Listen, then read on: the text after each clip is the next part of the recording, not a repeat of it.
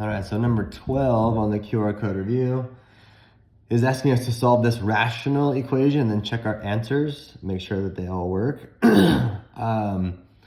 So the first thing that we want to recognize is I've got a denominator of x and then a denominator of x plus 2. So I need to figure out what's the lowest common multiple of my denominators, and it's just going to be the product of the two. So x times x plus 2.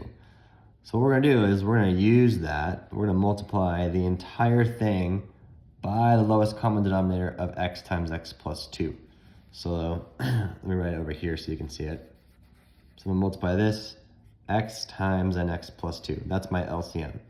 So if I multiply this times this guy, hopefully you see that the x's are going to cancel out, and all you're going to have left with is 1 times x plus 2. So I'll just say 1 times x plus 2.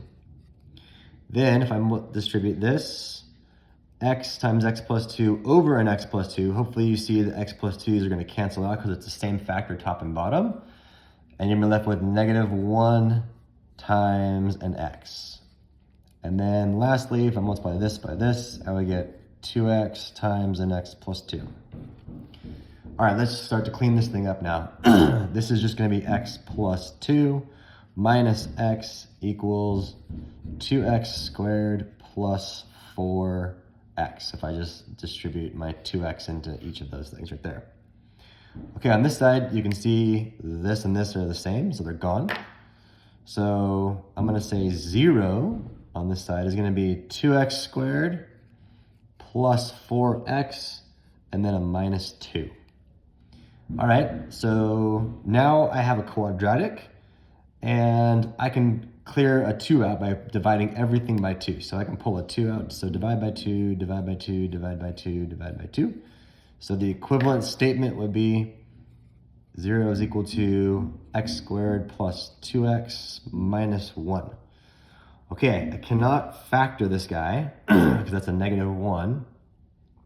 So I'm going to choose to solve this using completing the square because it looks pretty easy.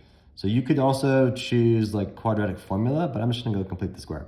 So I'm going to say x squared plus 2x plus something is equal to 1 plus something else. So I moved my negative 1 to the other side. And then to figure out what goes in that box there, I take half of 2 and square it. So half of 2 is 1, 1 squared is still 1. So 1 goes in each of those. Now remember, the whole point of completing the square is that this is a perfect square trinomial. So it will always break down to x plus half of your b term squared. On the other side, I have a 2. So from here, basic standard stuff, we're going to take the square root of both sides. So we're going to see that x plus 1 is equal to plus or minus the square root of 2.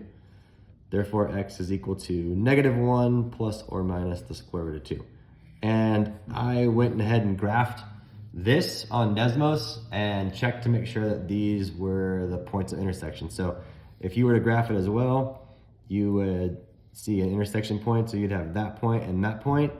And one of those is negative 1 plus red 2, and the other one is negative 1 minus red 2. So those are the points right there. Okay, kind of a long process, but the LCM, multiplying, solving for your quadratic in any way that makes sense to you, that's how we solve that problem.